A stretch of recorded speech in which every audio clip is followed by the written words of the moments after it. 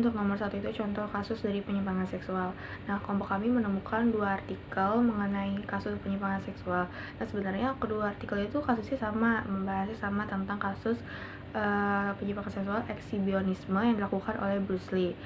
Nah, tetapi pada artikel pertama itu bahasannya itu lebih ke kronologisnya, dan artikel yang kedua itu lebih kayak nunjukin cara penyelesaiannya dan dampak kepada korban yang terkena tindakan ini.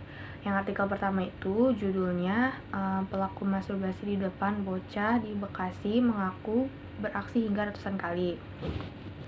Lalu yang artikel kedua itu judulnya Merak soal kasus penyimpangan seksual, bagaimana cara menghadapinya. Jadi yang artikel kedua itu lebih kayak ngebahas sedikit kejadiannya, tetapi lebih banyak membahas cara mengatasi dari tindakan pelecehan seksual ekshibionis ini. Oke, jadi sekarang saya akan menjelaskan bagian saya itu latar belakang. Berdasarkan kedua artikel tersebut, telah terjadi kasus penyimpangan sosial di Cikarang Timur, Kabupaten Bekasi.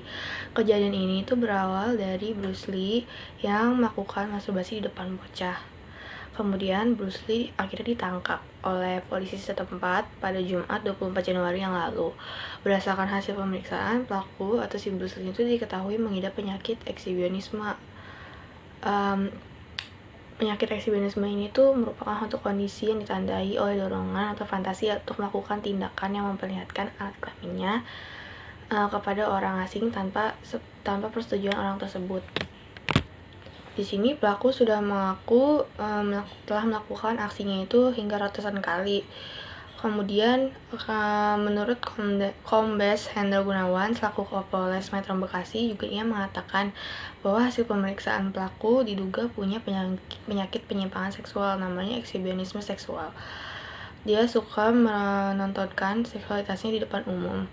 Kemudian ia juga mengatakan bahwa apabila gairah seksualnya meningkat, Bruce Lee ini tuh akan menjalankan aksinya kepada semua korban tanpa mengenal umur, maksudnya kayak dari anak-anak bahkan sampai orang dewasa. Kemudian Hendra juga mengatakan sasarannya siapa saja yang membuat gairah seksualnya naik. Saat gairah seksualnya naik, dia langsung melakukan itu baik di tempat tertutup maupun tempat terbuka. Nah, lalu di artikel kedua itu juga disebutkan kasus penyimpangan seksual ekshibionis yang kedua. Tetapi di sini kita nggak ngebahas ya kasus kedua itu, kita lebih berfokus pada kasus yang si Bruce Lee tadi. Jadi di kasus yang kedua ini itu terjadi kasus pembunuhan yang dialami oleh seorang pelajar SMA di Bengkulu oleh pelaku berinisial YA yang diduga melakukan panggilan telepon melalui video call di aplikasi WhatsApp dengan menampakkan alat kelaminnya. Nah, selanjutnya ada faktor penyebab yang akan dijelaskan oleh teman saya.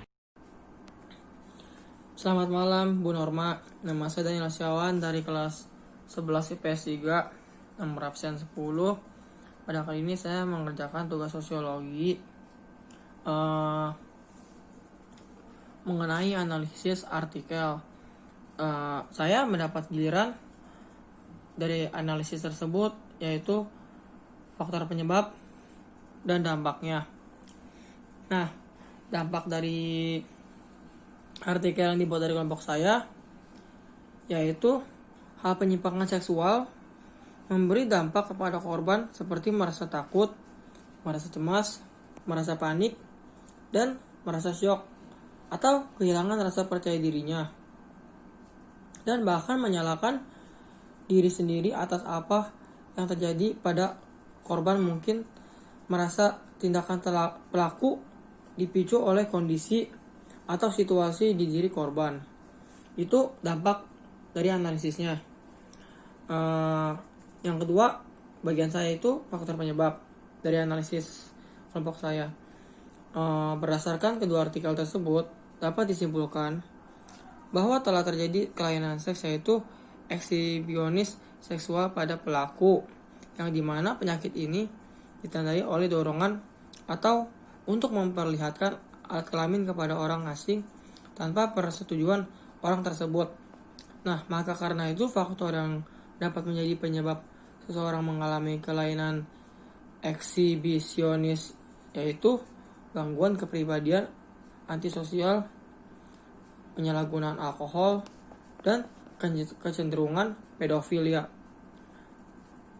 Selain itu, penderita yang memiliki fantasi maupun dorongan untuk melakukan tindakan tersebut, penderita juga merasa sangat tertekan atas dorongan perilaku tersebut sehingga tidak dapat menjalani kehidupannya dengan baik dalam lingkungan keluarga, dalam lingkungan pekerjaan, atau lingkungan apapun.